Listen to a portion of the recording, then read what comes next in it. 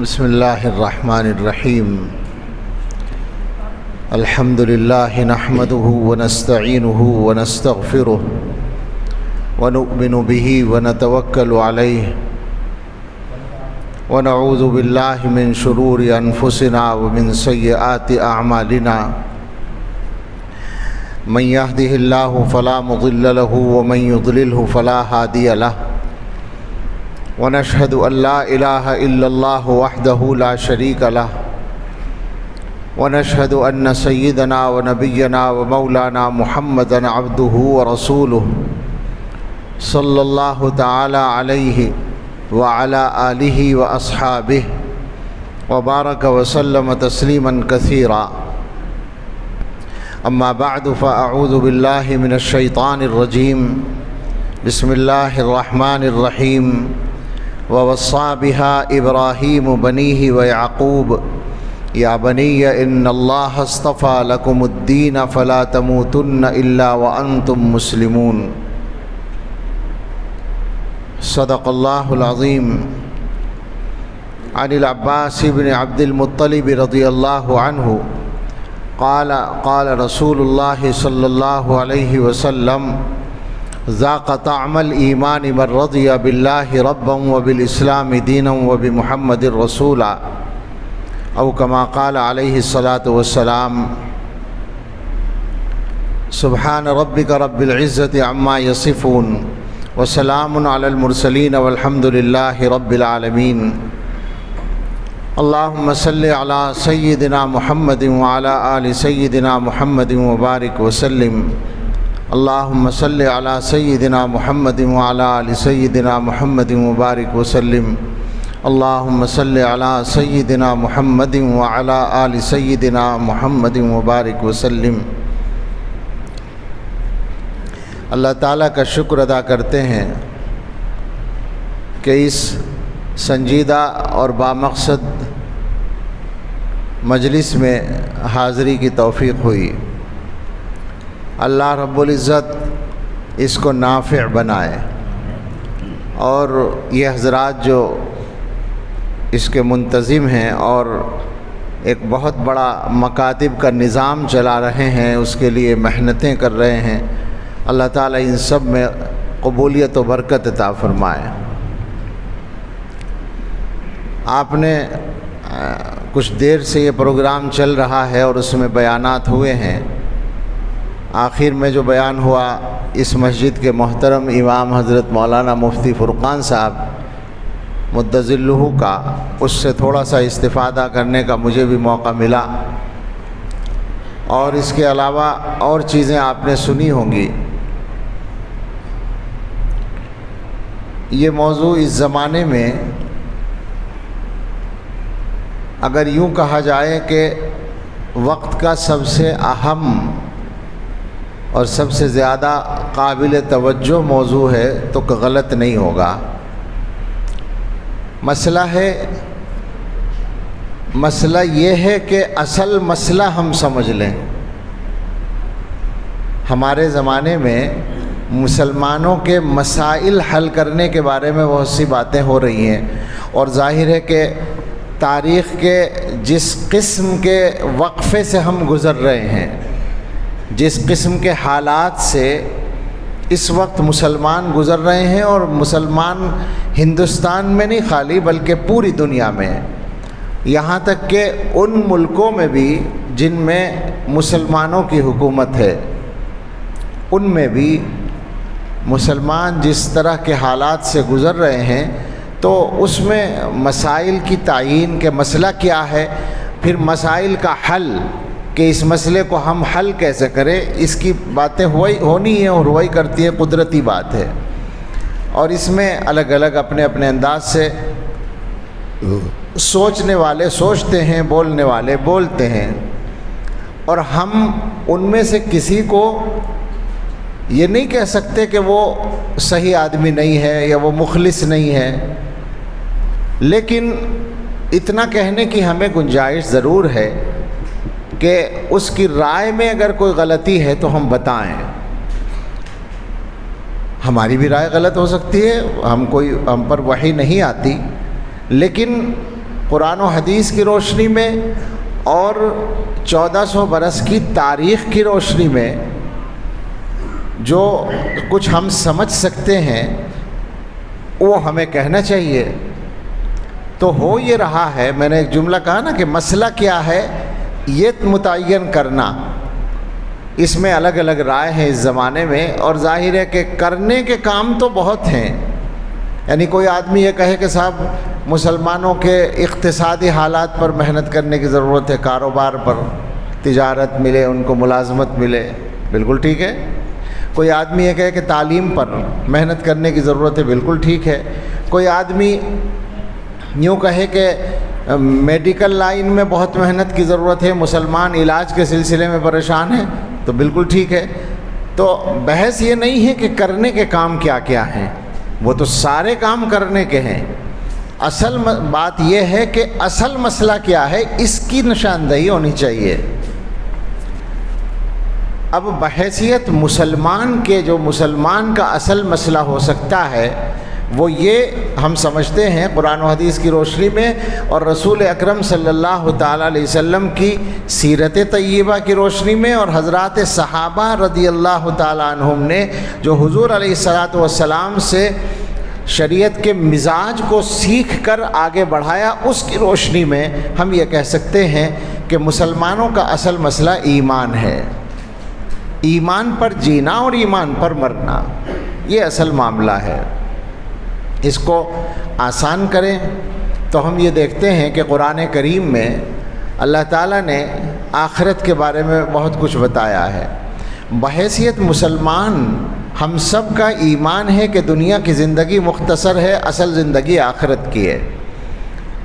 جتنا اس پر غور کریں گے مسئلہ سمجھنا آسان ہو جائے گا، جتنا زیادہ غور کریں گے۔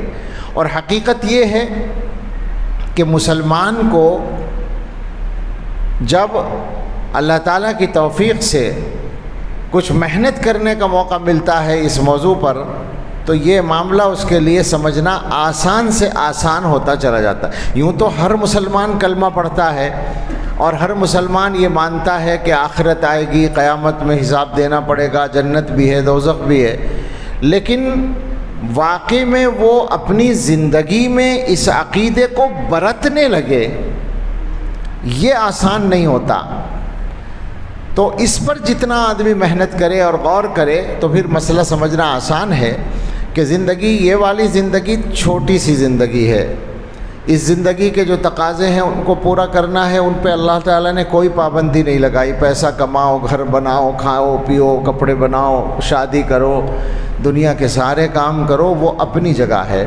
لیکن اللہ تعالیٰ نے یہ بتایا ہے کہ چونکہ اصل زندگی آخرت کی ہے تو آخرت کی زندگی کے نقصان کی قیمت پر دنیا کا فائدہ حاصل نہیں کرنا ہے، یا اس کو الٹ کر کہہ دیں کہ دنیا کے فائدے کے لیے آخرت کا نقصان نہیں کرنا ہے۔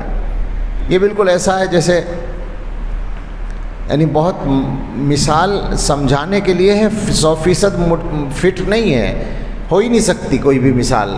ہم ٹرین میں سفر کرتے ہیں، ٹرین میں ہمیں 4 گھنٹے سفر کرنا ہے اور سفر کر کے جہاں پہنچنا ہے وہاں سال بھر رہنا ہے یا 2 سال رہنا ہے۔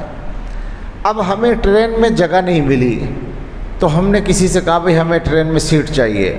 اس نے کہا کہ سیٹ تو مل جائے گی لیکن جہاں تم جا کر رہنے والے ہو وہاں کا کمرہ ختم ہو جائے گا، وہاں کی جو بکنگ ہے وہ کینسل ہو جائے گی۔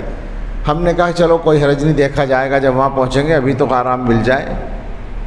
تو ایمانداری سے بتائیں کہ ایسا فیصلہ کرنے والے آدمی کو کیا کہا جائے گا؟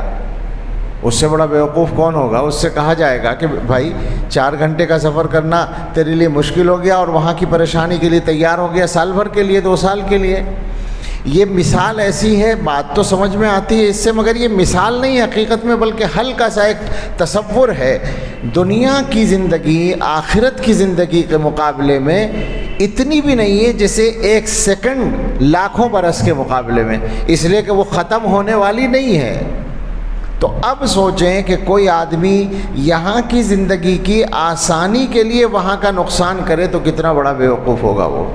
قرآن کریم میں باری تعالیٰ نے ایک چھوٹا سا ٹکڑا فرمایا، بلکہ آیتیں ہیں چھوٹی چھوٹی جو آپ جمعے کے دن سنتے ہیں۔ قیامت کا ذکر ہے اور اس میں یہ ہے وجوہ یومئذ خاشعہ عاملہ ناصبہ تصلی نارا حامیہ۔ قیامت کے دن کچھ چہرے ذلیل و خوار ہوں گے، اور وہ ایسا نہیں کہ کچھ کام کر کے نہ آئے ہوں، خوب کام کر کے آئے ہوں گے، تھکے ہوئے ہوں گے۔ یعنی دنیا کی زندگی میں انہوں نے ٹائم ضائع نہیں کیا ہوگا، بلکہ دنیا میں بہت کام کیا ہوگا۔ ہم نے مختلف وقتوں میں کچھ چیزیں پڑھی اخبارات میں، کئی وزرائے اعظم کے انٹرویو دیکھے بشمول آج کے وزیر اعظم کے، تقریباً سب نے بتایا کہ ہم 24 گھنٹے میں 4 گھنٹے آرام کرتے ہیں۔ یہ آج کل والے تو اپنے آپ کو بہت چست ظاہر کرتے ہیں، لیکن ایک وزیر اعظم گزرے ہیں جن کو اتنا چست نہیں سمجھا جاتا تھا، انہوں نے کہا تھا میں 4 گھنٹے سوتا ہوں 24 گھنٹے میں۔ اتنی محنت کرتے ہیں یہ لوگ۔ ایک کمپنی ہے جو آج کل ناکام سی ہو گئی ہے، تجارتی کمپنی، اس کے سربراہ نے انٹرویو میں بتایا تھا کہ جس زمانے میں ہم نے کمپنی کھڑی کی تو اس زمانے میں 72 گھنٹے جاگنا یہ بار بار ہوتا تھا۔ 72 گھنٹے کا مطلب ہوا 3 دن 3 رات مسلسل جاگنا، یہ بار بار ہوا، اور ایسا تو مہینوں تک ہوا کہ 24 گھنٹے میں صرف 2 گھنٹے آرام کیا، ایسا مہینوں تک ہوا، یہ اس کمپنی کے سربراہ نے بتایا۔ اور دنیا میں آپ جا کر جائزہ لیں تو پتہ چلے گا کہ لوگ بہت محنت کرتے ہیں، بلکہ سچی بات یہ ہے کہ یہی کلمہ گو قوم جو ہے مسلمان، بھئی اسی میں کاہل پائے جاتے ہیں زیادہ، ورنہ دوسری قوموں میں بہت محنت کرنے والے لوگ ہوتے ہیں۔ مگر انجام کیا ہے؟ یہ ٹھیک ہے کہ کام بہت کیا، عاملۃ ناصبۃ، وہ چہرے وہ انسان جو ہیں کام کر کے آئے ہوں گے، تھک کر آئے ہوں گے، لیکن تصلی نارا حامیہ، جہنم میں جائیں گے۔ اور یہ جہنم میں جانا یہ ناانصافی نہیں ہوگی، یہ ان کی ایک بڑی غلطی کی سزا ہوگی، اور وہ غلطی بغاوت کی غلطی ہے۔ میں یہ جلدی بول رہا ہوں، ایک اعتراض کا جواب دے رہا ہوں۔ بہت سے لوگوں کے ذہن میں آتا ہے کہ میاں ساری زندگی ایک آدمی نے اچھے کام کیے، بس اتنا ہے کہ وہ مشرک تھا، تو اس کے کاموں کا کچھ تو صلہ ملنا چاہیے آخرت میں اس کو۔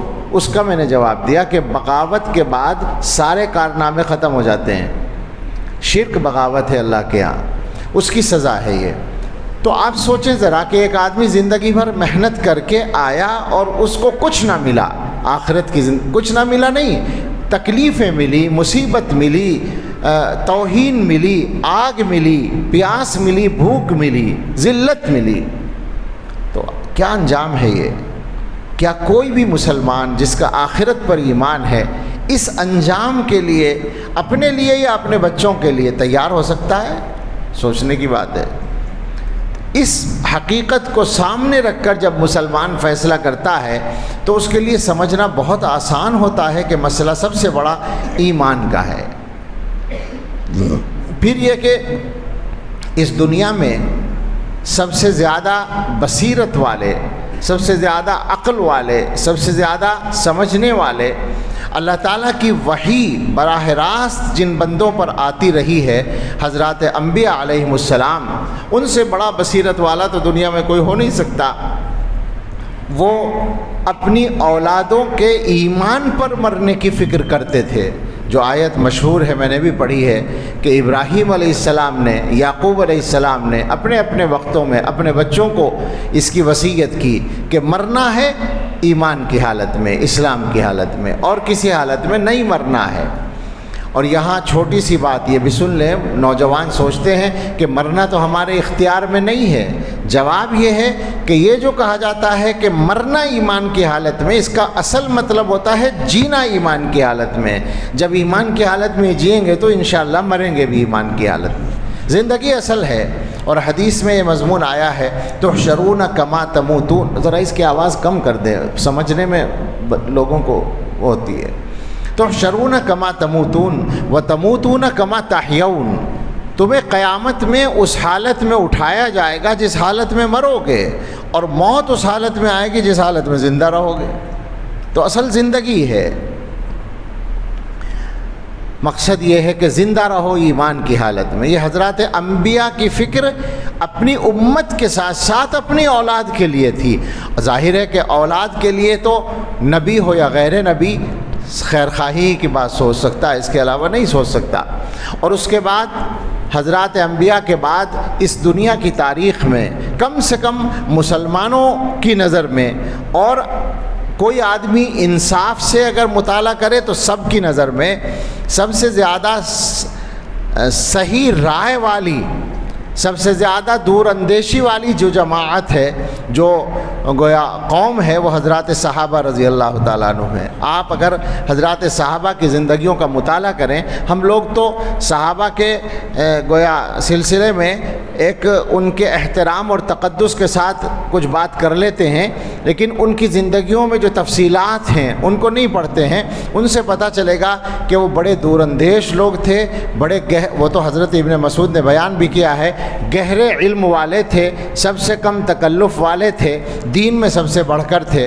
دور اندیشی اور اصابت رائے میں اور سمجھداری میں اور گہری سوچ میں حضرات صحابہ کا کوئی جواب نہیں ہے۔ اور ان صحابہ کے درمیان جو جانشین رسول اللہ صلی اللہ علیہ وسلم ہیں، حضرت ابو بکر صدیق رضی اللہ تعالیٰ عنہ، ان کا کون جواب ہو سکتا ہے؟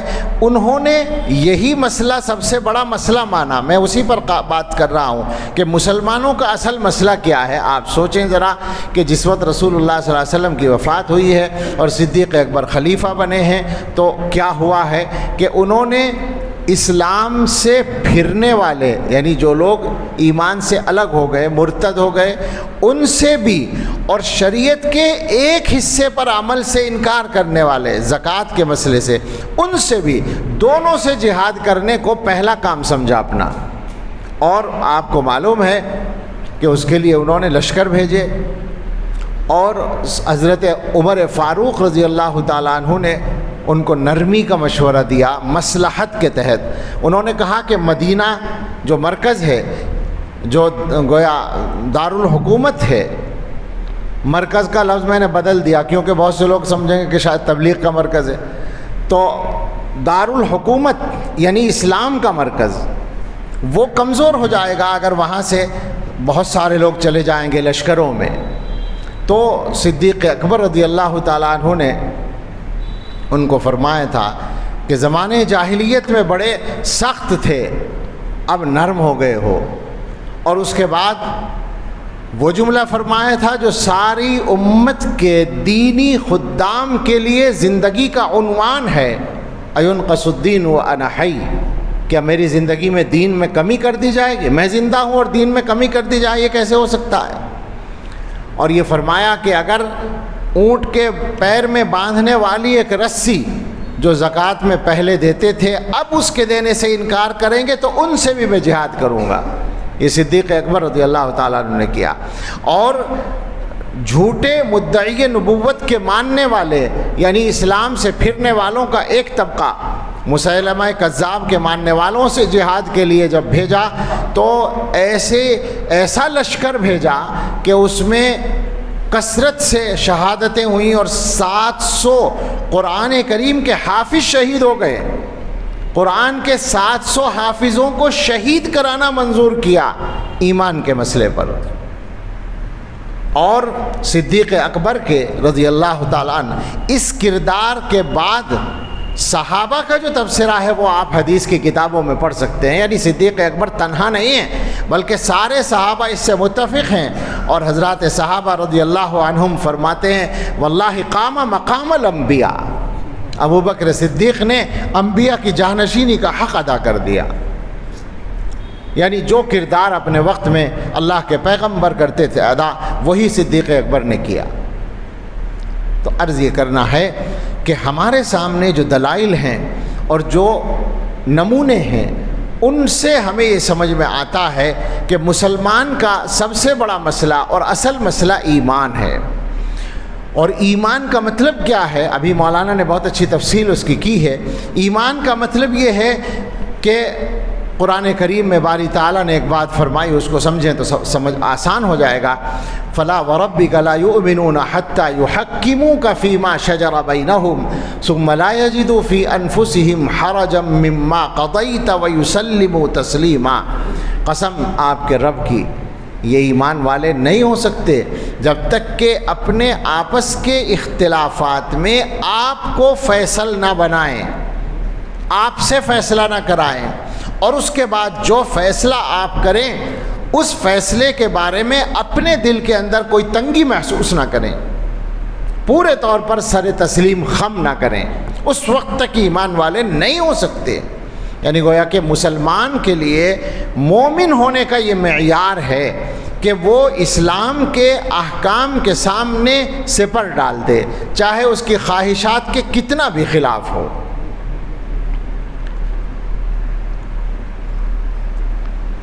آپ ذرا سا حالات کو دیکھ لیں، جیسے ابھی بہت سی باتیں سامنے بھی آئی ہیں۔ ہمارے زمانے میں جو صورتحال بن رہی ہے، ایک تو ایمان سے پھرنے کے واقعات ہیں کئی طرح سے، مثلا شادیوں کی لائن سے، یہ سب سے گویا اوروں کے مقابلے میں ہلکے درجے کا معاملہ ہے۔ اس سے کہیں زیادہ، چونکہ اس شادی والے مسئلے میں نفسانی خواہشات نمبر 1 پر ہیں، اسلام سے بغاوت یا اسلام کا انکار اس میں نمبر 2 پر آتا ہے بھی نہیں ہے۔ عملی طور پر انکار ذہن میں نہیں ہوتا، بس اتنا ہے کہ استخفاف ہے، یعنی ہلکا سمجھنا ہے معاملے کو۔ وہ لڑکا یا وہ لڑکی جس نے کسی غیر مسلم سے شادی کی، اس نے ایمان اور اسلام کے معاملے کو ہلکے میں لیا، یہ اس کا جرم ہے، اس کی وجہ سے ایمان ختم ہو جاتا ہے اس کا۔ میں یہ نہیں کہہ رہا کہ وہ مسلمان رہتا ہے، لیکن اس سے زیادہ خطرناک وہ معاملات ہیں جن میں آدمی اسلام کا انکار کرتا ہے، اور پھر اسلام کے انکار کے بھی 2-3 درجے آج کل بہت زیادہ ہیں۔ ایک تو یہ کہ وہ اسلام کے کسی حکم کا انکار کرے، ایسے لوگوں کی تعداد تو شمار کرنا مشکل ہے کہ وہ اسلام کے کسی حکم کے بارے میں شک کریں، یا یہ سمجھے کہ یہ غلط ہے، یا یہ سمجھے کہ اس کی ضرورت نہیں ہے۔ جیسے مثال کے طور پر ابھی جو حجاب کا مسئلہ چل رہا تھا، تو حجاب کے مسئلے میں ہماری عدالت نے بھی ایک کمزور بات کہہ دی، اور صحیح بات ہم یہ سمجھتے ہیں کہ انہوں نے مسئلے کو سمجھا نہیں۔ انہوں نے یہ کہا کہ اسلام کے بنیادی احکام میں سے حجاب نہیں ہے۔ 2 باتیں ہیں، اس کی تفصیل میں مجھے نہیں جانا، نہ جانے کا وقت ہے، لیکن 2 باتیں ہیں۔ ایک تو یہ کہ ایک آدمی کو اپنے ملک میں رہ کر اپنی پسند کے لباس کا حق ہے یا نہیں، آئین اس کی اجازت دیتا ہے، تو یہ بحث ہی الگ ہے، یہ بحث ہی غلط ہے کہ حجاب اسلام کا بنیادی حق ہے یا نہیں۔ جب ایک آدمی حجاب پہننا چاہتا ہے، ایک عورت حجاب پہننا چاہتی ہے، جب آپ ایک عورت کو اپنا بدن کا بڑا حصہ برہنہ رکھنے کی اجازت دے سکتے ہیں، تو ایک عورت کو اپنا چہرہ چھپانے کی اجازت کیوں نہیں دے سکتے؟ وہ اس کی مرضی ہے، یہ اس کی مرضی ہے۔ تو یہ مسئلہ مذہب سے الگ ہمارے آئینی حقوق کا بھی مسئلہ ہے۔ ایک پہلو تو یہ تھا، لیکن میں جس پہلو پر بات کر رہا ہوں وہ یہ ہے کہ اسلام میں حجاب آپ سمجھ رہے ہیں کہ بنیادی مسئلہ نہیں ہے، اس وجہ سے کہ بہت سے مسلمان حجاب کے قائل نہیں ہیں، بہت سی عورتیں حجاب کا اہتمام نہیں کرتی ہیں۔ لیکن ایک بات اچھی طرح سمجھ لیں، یہ عام طور سے ذہنوں میں نہیں ہے، وہ یہ ہے کہ حجاب کا ذکر قرآن میں ہے، یہ بات تو مانیں گے۔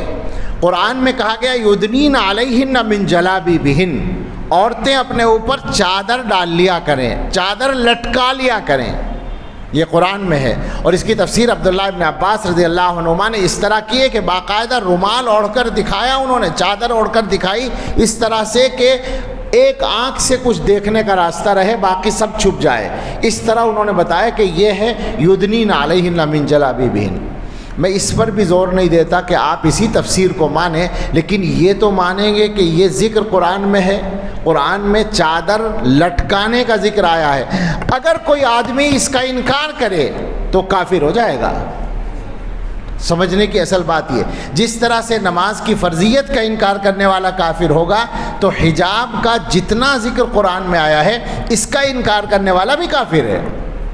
یہ کیا بات ہوئی کہ اسلام کے بنیادی احکام میں نہیں ہے؟ جو حکم قرآن کریم میں آ رہا ہے، جس طرح آ رہا ہے، اس کو ماننا مسلمان کی ذمہ داری ہے، اس پہ عمل کرنا مسلمان کی ذمہ داری ہے۔ تو بات یہ چل رہی ہے کہ اسلام کے احکام میں سے کسی حکم کا انکار، ایسا کرنے والے مسلمانوں میں اچھی خاصی تعداد میں ہیں، دلوں کے اندر کفر چھپے پڑے ہیں، اسلام کے احکام پر اعتماد، اور اس سے آگے بڑھ کر پورے مذہب اسلام کا انکار یہ بھی ہو رہا ہے، اور اس سے آگے بڑھ کر مطلق مذہب کا انکار جس کو الحاد کہتے ہیں، کتنی بڑی تعداد ہو رہی ہے۔ میں نے تو یہ سنا ہے کہ دنیا میں اس وقت 2 بڑے مذاہب کے بعد، یعنی اسلام اور عیسائیت کے بعد، اور ہو سکتا ہے ہندو مذہب چونکہ ہندوستان میں بڑی تعداد میں ہے اس کو بھی شامل کر لیں، اس کے بعد دنیا میں سب سے زیادہ تعداد ان لوگوں کی ہے جو اپنے مذہب کے خانے میں ایتھسٹ لکھ رہے ہیں، اپنے آپ کو ملحد لکھ رہے ہیں۔ یہ دنیا میں بڑی تعداد ہو چکی ہے، یعنی مطلق مذہب کا انکار ہے۔ اسلام بھی منظور نہیں ہے، کوئی بھی مذہب منظور نہیں، خدا ہی منظور نہیں ان کو۔ تو یہ گویا کفر کے اور ارتداد کے بہت سارے درجے اس زمانے میں چل رہے ہیں۔ ہمارے ملک کے اندر جو واقعات ہو رہے ہیں، جو مفتی صاحب اشارہ کر رہے تھے، میں اس میں ایک خاص نقطے کی طرف متوجہ کرنا چاہتا ہوں کہ جو لوگ عدالتوں میں جاتے ہیں اسلامی احکام کے خلاف، کوئی طلاق کے مسئلے میں جا رہا ہے، کوئی حجاب کے مسئلے میں جا رہا ہے، کوئی اور کسی معاملے میں جا رہا ہے، وراثت میں یا لے پالک کے مسئلے میں یا کسی بھی مسئلے میں، تو اگر وہ ذہنی طور پر یہ مانتا ہے کہ اسلام کا اس مسئلے میں حکم صحیح نہیں ہے تو اس وجہ سے ہی وہ کافر ہو گیا۔ لیکن اگر وہ ذہنی طور پر نہیں مانتا لیکن دوسروں کا آلہ کار بننا پسند کر رہا ہے اسلام کو نقصان پہنچانے کے لیے اور مسلمانوں کو، تو اس کے ایمان کی بھی خیر منانے کی ضرورت ہے۔ میں فتویٰ نہیں دے رہا ہوں، لیکن غور کرنے کی بات ہے۔ صورتیں دونوں ہیں، ہندوستان میں معاملات دونوں طرح کے ہیں، وہ بھی ہیں جو ذہنی طور پر مان نہیں رہے ہیں اور وہ بھی ہیں جو دوسروں کا آلہ کار بن رہے ہیں پیسے کے لیے یا سیاسی فائدے کے لیے۔ ابھی مسلم پرسنل لاء بورڈ کا ذکر چل رہا تھا۔ مسلم پرسنل لاء بورڈ سب سے زیادہ جس مسئلے میں سرگرم ہو کر سامنے آیا تھا وہ 1986 کا شاہبانو کیس تھا۔ اس زمانے میں ہم دور حدیث پڑھتے تھے، خوب تفصیلات اس کی یاد ہیں، اچھی طرح سے یاد ہے کہ کیا کیا ہو رہا تھا، اور اس میں پارلیمنٹ سے باہر حضرت مولانا علی میاں نور اللہ مرقدہ، حضرت مولانا منت اللہ رحمانی رحمۃ اللہ علیہ، یہ دونوں حضرات پرسنل لاء بورڈ کے ذمہ دار تھے اور ان کے تمام رفقا محنت کر رہے تھے۔ پارلیمنٹ کے اندر فدائے ملت حضرت مولانا اسد مدنی رحمۃ اللہ علیہ موجود تھے۔ انہوں نے خود سنایا کہ جس دن یہ ترمیمی بل پاس کیا گیا تو 13 گھنٹے مسلسل اجلاس چلا، رات کے 11 بج گئے چلتے چلتے، تب جا کر وہ ہوا، اگرچہ وہ بھی شاطروں نے اس طرح کیا تھا کہ اب وہ کل عدم ہو گیا، بیکار ہو چکا ہے۔ مجھے یہ سب تفصیلات نہیں سنانی تھی، اصل یہ کہنا تھا کہ اس وقت جب اس مسئلے میں تحریک چل رہی تھی، مسئلہ صرف اتنا سا تھا کہ ایک عورت کو اس کے شوہر نے طلاق دے دی۔ شریعت کا حکم یہ ہے کہ طلاق کے بعد جب تک عدت چل رہی ہے اس وقت تک خرچہ اسی شوہر کے ذمہ ہے، یعنی سابق شوہر جس نے طلاق دی ہے، لیکن عدت پوری ہونے کے بعد ان دونوں کا تعلق ختم ہو گیا، لہذا اب اس کے ذمہ خرچہ نہیں ہے۔ یہ قرآن کا حکم ہے۔ عدالت نے اس کے خلاف فیصلہ دے دیا۔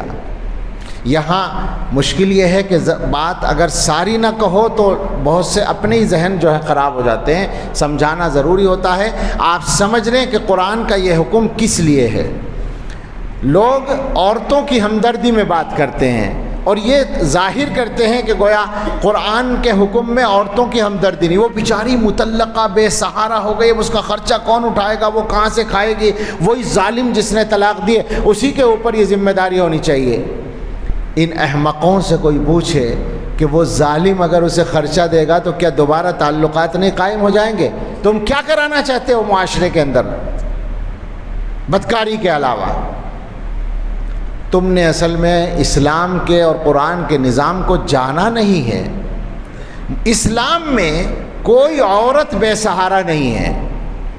بس یہ مسئلے کا حل اصل یہ ہے، جس عورت کو طلاق دی گئی ہے اس کو اس کا شوہر مہر دے چکا ہے اور اس کے علاوہ طلاق دینے کے وقت میں اس کے لیے کچھ چیزیں دینے کا شریعت نے حکم دے رکھا ہے۔ اس کے بعد یہ شوہر اجنبی بن گیا، ایک اجنبی آدمی ایک اجنبی عورت کو خرچہ دے، اس کا مطلب کیا ہے؟ پھر وہ کہاں سے کھائے گی؟ آپ بے فکر رہیں، آپ کے گھر مانگنے نہیں جائے گی اگر اسلام کا نظام ہے۔ میں ان سے کہتا ہوں، دوسروں سے کہتا ہوں، اس لیے کہ اسلام نے ہر عورت کی ذمہ داری مردوں پر رکھی ہے اور اسی وجہ سے شریعت میں اس کی میراث کم ہے۔ وہ عورت اپنے بھائی کے پاس جائے گی، باپ اگر ہے تو باپ کے پاس جائے گی، نہیں تو بھائی کے پاس جائے گی، نہیں تو چچا کے پاس جائے گی، تو شہزاد بھائی کے پاس جائے گی۔ کوئی رشتہ دار نہیں ہے تو مسلمانوں کا معاشرہ اس کا ذمہ دار ہے۔ یہ اب الگ بات ہے کہ مسلمان اپنے معاشرے میں شریعت پر اس طرح سے عمل نہیں کر رہے ہیں جیسے کرنا چاہیے، یہ مسلمانوں کی غلطی ہے، اس میں اسلام اور قرآن کی کوئی غلطی نہیں ہے۔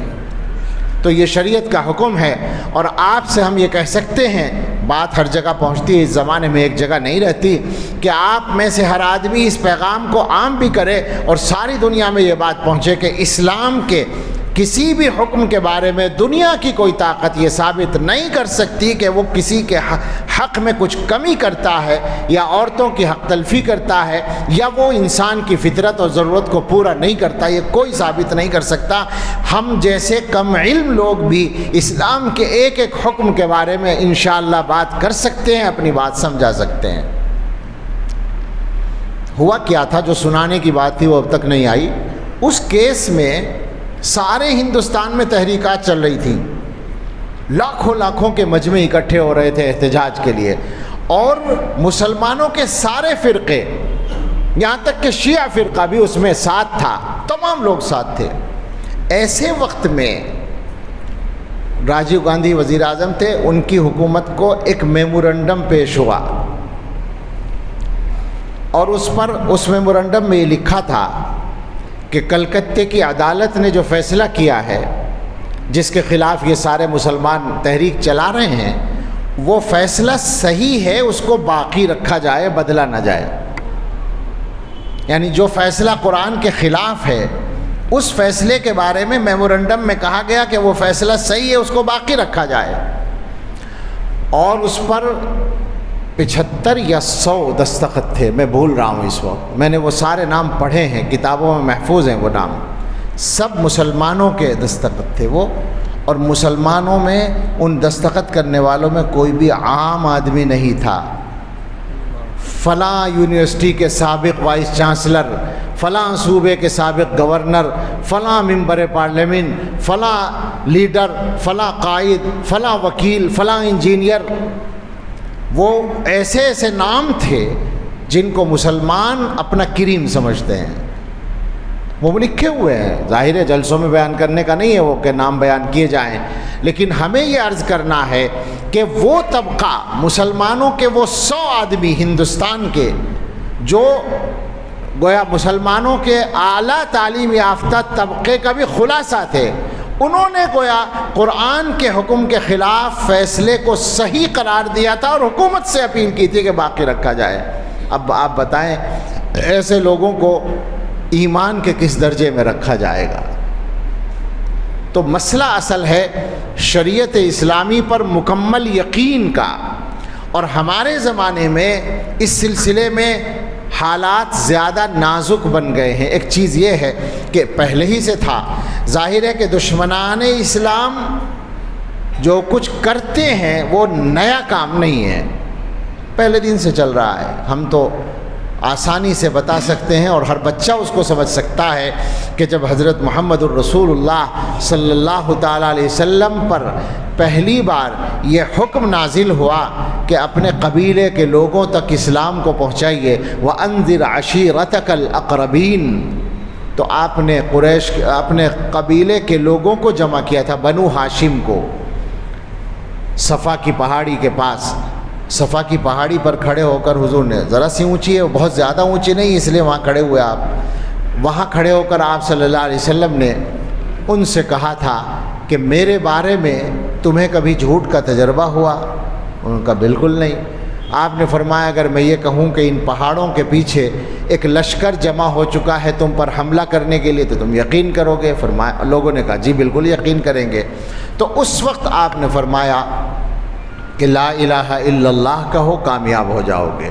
اللہ کے سوا جتنے معبودوں کو تم مانتے ہو سب کو معبودیت کا انکار کر دو اور ایک اللہ کو مانو۔ تو آپ نے پڑھا ہوگا، بچوں نے بھی پڑھا ہوگا کہ ایک آواز آپ کے خلاف اسی وقت ابھری تھی، وہ آپ کے سگے چچا کی تھی، ابو لہب کی، تبا لک یا محمد الہذا جمعتنا، محمد تمہارا ناس ہو، نعوذ باللہ، کیا تم نے اسی بات کے لیے ہمیں جمع کیا تھا؟ ابو لہب وہاں سے الگ ہوا، وہاں سے سلسلہ شروع ہوا تھا اسلام کی دشمنی کا، اور وہ سلسلہ آج تک جاری ہے اور قیامت تک رہے گا، اس لیے کہ اللہ تعالیٰ کی تکوینی حکمت کے تحت ہونا ہی تھا۔ اسی کو اقبال نے کہا ہے، ستیزہ کار رہا ہے ازل سے تا امروز، ازل سے مراد وہی ہے حضرت آدم علیہ السلام کا اور شیطان کا قصہ، وہاں سے مخالفت شروع ہوئی تھی۔ ستیزہ کار رہا ہے ازل سے تا امروز، چراغ مصطفی سے شرار بولہبی، مصطفی چراغ سے بولہبی پتنگوں کا، بولہبی کیا کہیں گے، پتنگی کا ٹھیک لفظ ہے، آگ کے شعلوں کا جھگڑا مسلسل رہا ہے اور چلے گا آخر تک۔ بلکہ آگے انہوں نے یہ بھی کہا ہے اور صحیح کہا ہے، اسی کشاکش پہ ہم سے زندہ ہیں اقوام، یہی ہے راز تب و تاب ملت عربی۔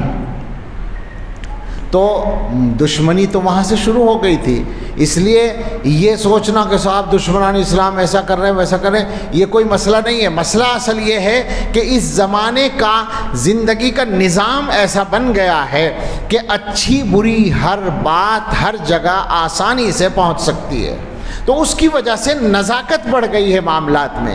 اب یہ ہوتا ہے، پہلے زمانے میں کوئی آدمی گمراہی بکتا تھا تو جس مجمع میں بیٹھ کر وہ بک رہا ہے وہیں تک وہ رہتی تھی، لیکن آج اپنی بات دنیا کے ہر حصے میں آسانی کے ساتھ پہنچائی جا سکتی ہے، اور وہ لوگ ان وسائل کا، یہ جو ذرائع ابلاغ ہیں، اور اس میں سب سے آسان ترین ذریعہ وہ ہے جس کو آپ سوشل میڈیا کہتے ہیں، اب تو جیبی میڈیا کہنا چاہیے اس کو، ہر جیب میں وہ رکھا ہوا ہے، وہ سب سے آسان راستہ بن گیا ہے اپنی باتیں پہنچانے کا۔ اس کا نقصان یہ ہو رہا ہے کہ ہر کچے پکے ذہن تک گمراہی کی باتیں پہنچ رہی ہیں۔ اب پہلے ہم کہا کرتے تھے کہ بھائی خطرہ بہت قریب آ گیا ہے اور حالات میں بہت خرابی ہے اور فتنے دروازوں پر آ گئے ہیں۔ اب یہ باتیں سب پرانی ہو گئیں، خطرے قریب نہیں آ گئے ہیں، دروازوں پر نہیں آ گئے ہیں، جیبوں میں گھس گئے ہیں اور دلوں تک پہنچ گئے ہیں۔ وہ کچا ذہن ہمارا، وہ بچے ہمارے۔ آج صورتحال یہ ہے، پہلے ہم کہتے تھے کہ صاحب بچے کو گھر تک محدود رکھو تو محفوظ رہے گا، اب پتہ چلا وہ گھر میں رہ کر بھی محفوظ نہیں ہے، حالات ایسے بن گئے ہیں۔ ان ذرائع نے نزاکت زیادہ بڑھا دی ہے، اس کی وجہ سے ایمان پر اپنے آپ اور اپنے بچوں کے قائم رہنے کا مسئلہ سب سے زیادہ مشکل مسائل میں بن گیا ہے۔ بڑا مسئلہ وہ پہلے سے ہے، مشکل اب بڑھ گئی ہے۔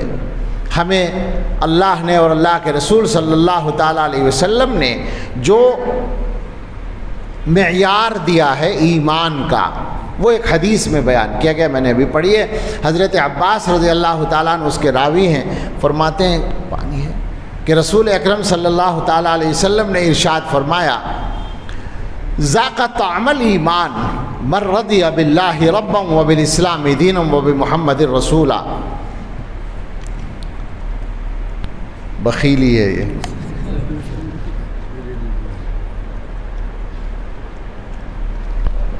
گرمی کے موسم میں پانی کا نصاب زیادہ ہوتا ہے، وہ سردی والا نصاب تھا۔ تو حضور نے فرمایا وہ آدمی ایمان کا ذائقہ چکھ لے گا جو اللہ کو رب مانے راضی ہو کر، یا اللہ کو رب مان کر راضی ہو، مطمئن ہو، اسلام کو اپنا دین مان کر راضی اور مطمئن ہو، اور محمد صلی اللہ علیہ وسلم کو اپنا رسول مان کر راضی اور مطمئن ہو۔ راضی اور مطمئن ہونے کا کیا مطلب ہے؟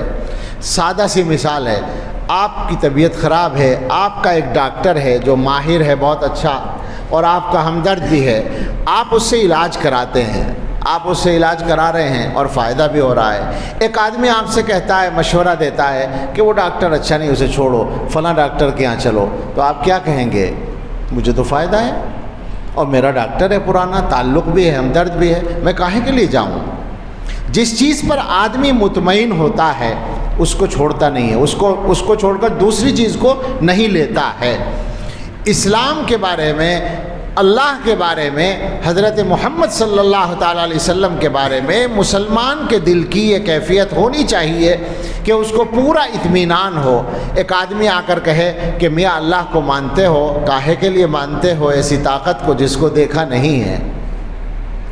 اب اگر وہ مسلمان سوچنے لگا، وہ مسلمان غور کرنے لگا کہ ہاں پتہ نہیں صحیح ہے یا غلط ہے، اس کی بات تو کچھ سمجھ میں آ رہی ہے، دیکھا نہیں ہے، مانتے تو ہیں ہم، دیکھا نہیں ہے، کیسے کریں؟ اب وہ فکر کر رہا ہے، اس کا مطلب یہ کہ گڑبڑ ہے، کمزوری ہے۔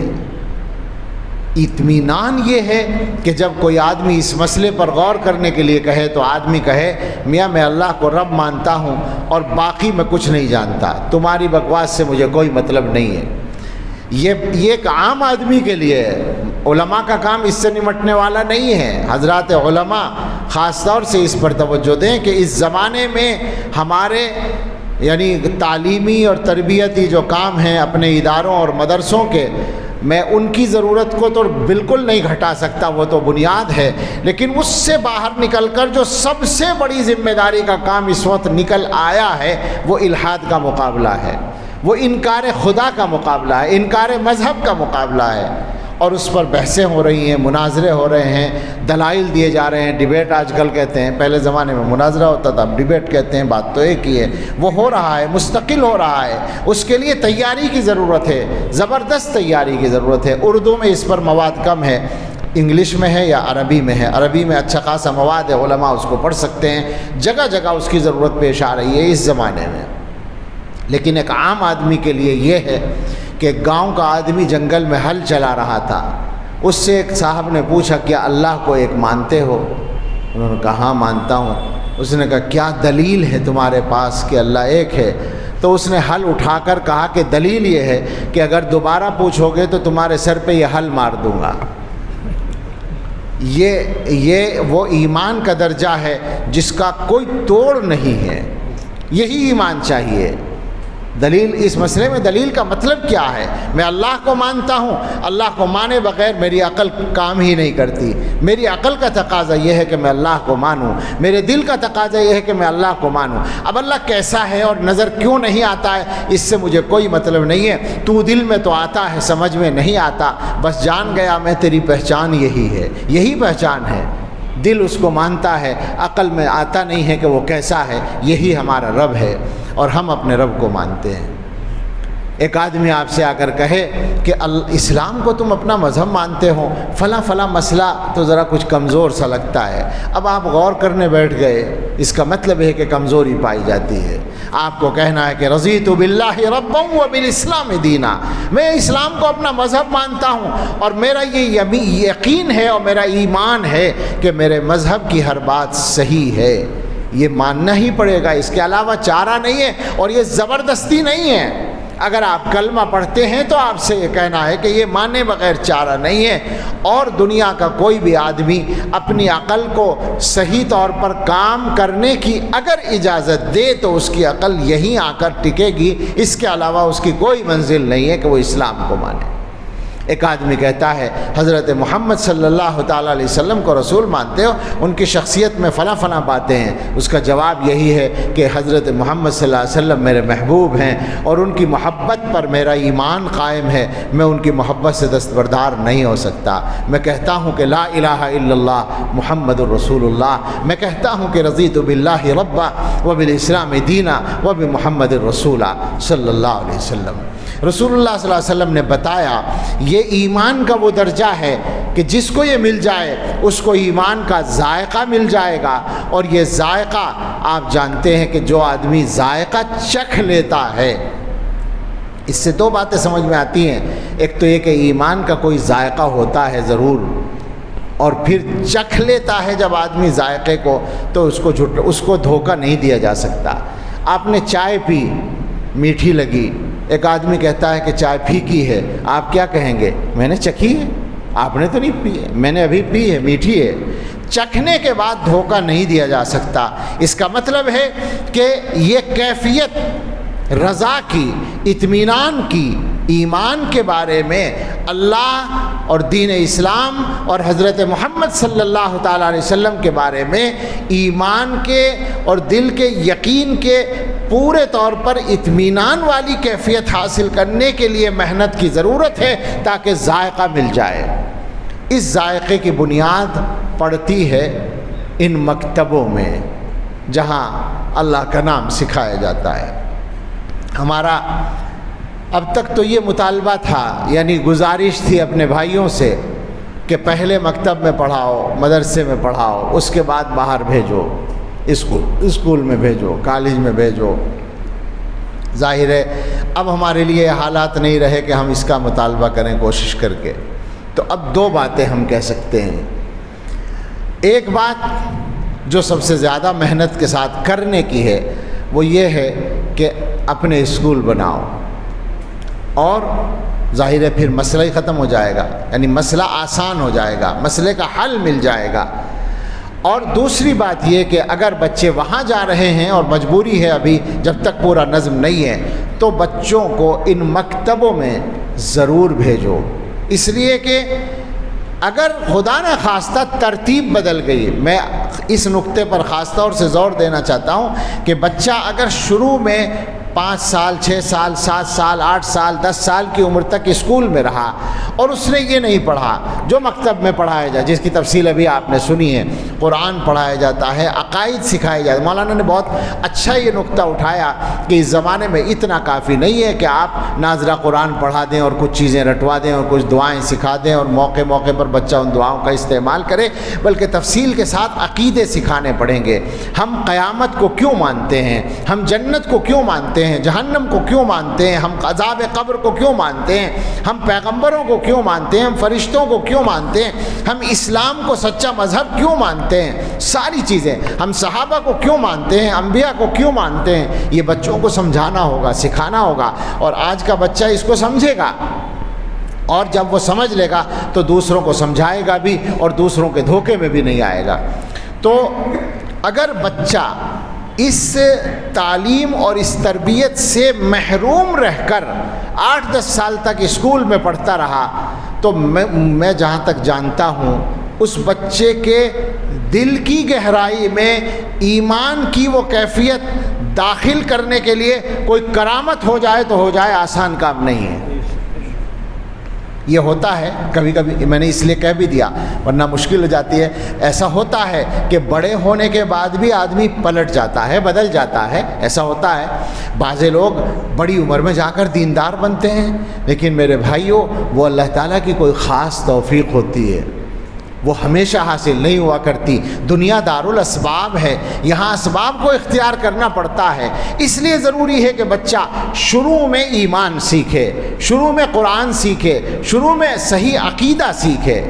آپ جانتے ہوں گے کہ وہ جو بچوں کی نشو و نما، گروتھ جس کو کہتے ہیں، اس کے جو ماہرین ہیں، ہم نے تو اپنے حضرت سے سنی ہے یہ بات، ہمیں تو پتہ ہوتا نہیں میڈیکل سائنس کا، لیکن حضرت نے سنایا کہ اس کے ماہرین یہ بات کہتے ہیں کہ بچہ 5 سال کی عمر تک یہ فیصلہ کرنے کی صلاحیت بالکل نہیں رکھتا کہ اچھا کیا ہے برا کیا ہے. یعنی یہ ڈاکٹروں کی بات ہے کہ 5 سال کی عمر تک یہ والا خانہ اس کے یہاں ہوتا ہی نہیں کہ اچھائی برائی کا وہ فیصلہ کر سکے، بلکہ اس کے سامنے جو چیز آتی ہے وہ اس کو اچھا سمجھتا ہے، جو کچھ وہ دیکھتا ہے تو سمجھتا ہے کہ یہ ٹھیک ہے. اب وہ اپنی طبیعت سے جانتا ہی نہیں ہے کہ یہ ٹھیک ہے یا غلط ہے. 5 سال کی عمر کے بعد اس کے دماغ میں یہ چیز بننی شروع ہوتی ہے کہ وہ فیصلہ کرے کہ اچھا کیا ہے برا کیا ہے، اور یہ 7 سال کی عمر تک تیزی سے بڑھتی ہے.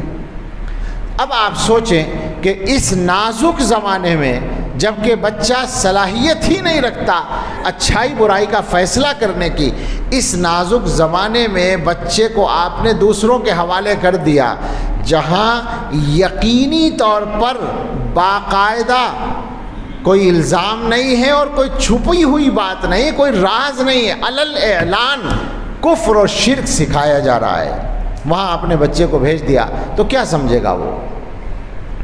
اب تک تو ہم رونا روتے تھے مشن اسکولوں کا، عیسائیوں کے. عیسائیوں نے ساری دنیا میں اور اس ملک میں تو خاص طور سے ہم کہہ سکتے ہیں بڑا نقصان پہنچایا ہے. ہمیں نہیں اتنا نقصان پہنچا سکے جتنا دوسروں کو پہنچا، یہ کہنا پڑے گا. بعض صوبے ان کے ہی ہو گئے سارے، وہاں دوسرے مذہبوں کے لوگ بدل کر عیسائی بن گئے، لیکن کچھ نہ کچھ مسلمانوں کو بھی انہوں نے متاثر کیا ہے. اور ان کے ان مشن اسکولوں کا سلسلہ ہندوستان میں جب رسمی طور پر مغلیہ سلطنت قائم تھی اس وقت سے چل رہا ہے. یعنی انگریزوں نے جس وہ زمانے میں تجارت کے راستے سے آ کر اقتدار حاصل کرنا شروع کیا تھا، اسی زمانے سے وہ اس بارے میں حساس تھے کہ اپنے اسکول قائم کرنے شروع کر دیے تھے. انہوں نے ہندوستان میں موجود تھے باقاعدہ ان کے اسکول. تو اب تک تو یہی قصہ تھا، لیکن اب آپ کے سامنے ہے کہ خود ہماری حکومت نے جو تعلیمی پالیسی بنائی ہے، جیسی کیسی بھی ہماری سمجھ میں آئی، کچھ میٹنگوں میں بھی شریک ہوئے اور کچھ اس کو پڑھا بھی ہے، تو میں اس کی روشنی میں اپنے بھائیوں سے اب یہ کہا کرتا ہوں کہ بعید نہیں ہے کہ کچھ دنوں کے بعد وہ عملی طور پر نافذ ہو جائے گی. وہ منظور ہو چکی ہے، نافذ بھی ہو چکی ہے، لیکن ظاہر ہے کہ تفصیلی قوانین بننے میں ٹائم لگتا ہے. تو اسکولوں تک جب وہ عملاً نافذ ہو جائے گی تو مجھے تو یہی ڈر ہے کہ آپ کا بچہ جب ان اسکولوں سے پڑھ کر آیا کرے تو آپ یوں کہنے پر مجبور ہوں کہ بیٹے اسکول سے آ رہے ہو کلمہ پڑھ لو. اس کا ڈر لگتا ہے کہ ایسا وقت آ رہا ہے اس ملک کے اندر کہ روزانہ بچے کو کلمہ پڑھوانے کی ضرورت پڑے گی، کہ وہاں نہ جانے کون سا کفریہ کام ہوا ہوگا، کون سا شرکی الفاظ کہلائے گئے ہوں گے. باقاعدہ یہ آپ تعلیمی پالیسی کو پڑھ کر دیکھ لیں تو اس سے آپ کے سمجھ میں آئے گا کہ یہ ہونے جا رہا ہے. ایسے حالات میں مسلمانوں کی ذمہ داری کتنی نازک اور کتنی بڑی ہو جاتی ہے کہ وہ اپنے بچوں کے ایمان کی حفاظت کا کام کریں. یہ ہمارے جو مکاتب کے نظام چل رہے ہیں، کوئی بھی چلا رہا ہو، یہ ہماری ریڑھ کی ہڈی کی حیثیت رکھتے ہیں اس زمانے میں. اور یہ جو جس نظام سے کے تحت ہم اس وقت بیٹھے ہوئے ہیں، میں ذاتی طور پر بھی اس نظام کو جانتا ہوں، بلکہ مولانا نے دینیات کا ذکر کیا. دینیات کا نظام بہت بڑا ہے، اس میں کوئی شک نہیں، لیکن جو آپ لوگوں کا یہ سلسلہ ہے بنگلور والے حضرات کے تعلق سے، ان حضرات نے اس میں بھی کچھ اصلاحات کی ہیں اور کچھ اور بہتری وہ لائے ہیں. اپنے اپنے انداز سے سب کام کر رہے ہیں. مسئلہ اصل یہی ہے کہ مسلمان اپنے بچوں کے اور اپنے ایمان کی حفاظت کے سلسلے میں فکر مند ہو جائیں. آپ یقین کریں کہ یہ حالات ایمان کے سلسلے میں جو خطرات کے حالات ہیں یہ ہندوستان کے ساتھ خاص نہیں ہیں. ہندوستان میں کچھ اور مسائل ہیں اپنی جگہ، وہ اس میں کوئی شک نہیں ہے، اور ان مسائل کے لیے فکر مند ہونا بھی ضروری ہے، لیکن اصل مسئلہ جو ہے وہ تو ایمان ہی کا مسئلہ ہے. موت تو ایک وقت پہ آئے گی. خدا نخواستہ کوئی آدمی یہ سمجھے کہ جان کا خطرہ ہے لہٰذا ایمان کو پیچھے کر لو، جان بچا لو، تو وہ یاد رکھے کہ موت پھر بھی اپنے وقت پر ہی آئے گی. جس دھج سے کوئی مقتل میں گیا وہ شان سلامت رہتی ہے. یہ جان تو آنی جانی ہے، اس جان کی کوئی بات نہیں.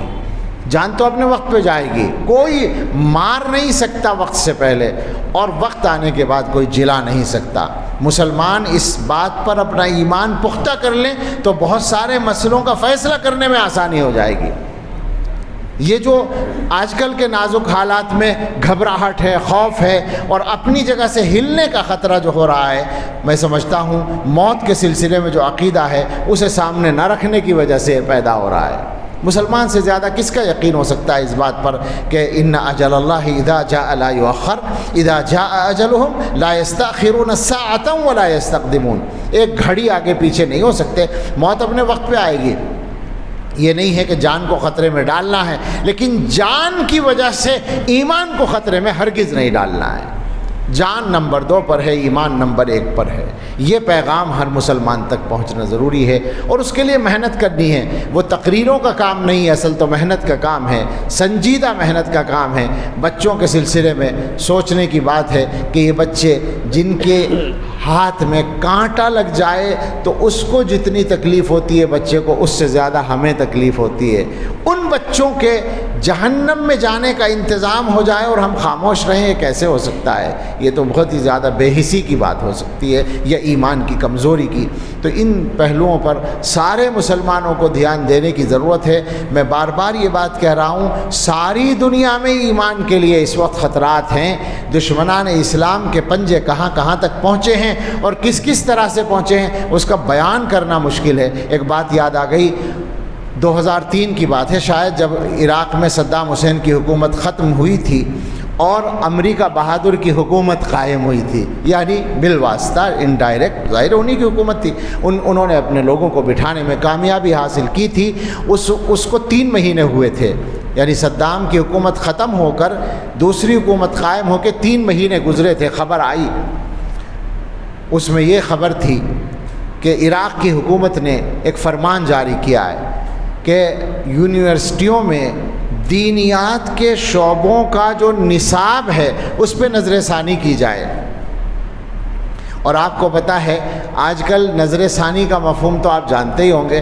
چینی کی قیمت بڑھے گی تو یہ نہیں کہا جائے گا قیمت بڑھے گی، بلکہ نظر ثانی ہوگی قیمتوں پر۔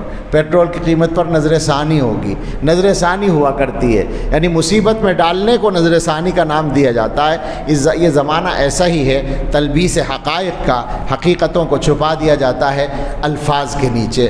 تو نظر ثانی کا آرڈر جاری ہوا ہے۔ آپ بات کو سمجھے، عراق کی یونیورسٹیوں میں مدرسوں کی بات نہیں ہو رہی۔ ظاہر یونیورسٹیوں میں ایک شعبہ ہوتا ہے دینیات کا، اور وہ شعبہ بھی آپ سوچیں، بیچارے صدام حسین کون سے دارالعلوم دیوبند کے فارغ تھے کہ انہوں نے وہاں کا نصاب دینیات کے شعبوں میں نافذ کر رکھا تھا۔ بھئی پڑھایا جاتا ہوگا کچھ، اس نصاب کو بھی برداشت کرنے کے لیے وہ تیار نہیں تھے، اس میں بھی نظر ثانی ہو رہی تھی، یعنی بدلا جا رہا تھا۔ اور میں جانتا ہوں کم سے کم 10 مسلم ملکوں میں تو اب سے 15-20 سال پہلے مختلف طریقوں سے نصاب کو بدلا گیا ہے، دینیات کے نصاب کو، کم سے کم 10 مسلم ملکوں میں، اور اس کے علاوہ اب تک نہ جانے کیا کچھ ہو چکا ہوگا۔ تو ایسا نہیں ہے کہ خطرات ہمارے ہی ملک میں ہوں، یہ ساری دنیا کے مسلمانوں کا مسئلہ ہے، اور ساری دنیا کے مسلمانوں کو یہ طے کر لینا چاہیے کہ ہمیں مسلمان ہی جینا ہے اور مسلمان ہی مرنا ہے، ہمیں بھی اور ہماری نسلوں کو بھی انشاءاللہ تعالی۔ اللہ یہ کام ہم سب کے لیے آسان فرمائے اور ان حضرات کی محنتوں میں برکتیں عطا فرمائے۔ آمین۔ وآخر دعوانا ان الحمد للہ رب العالمین۔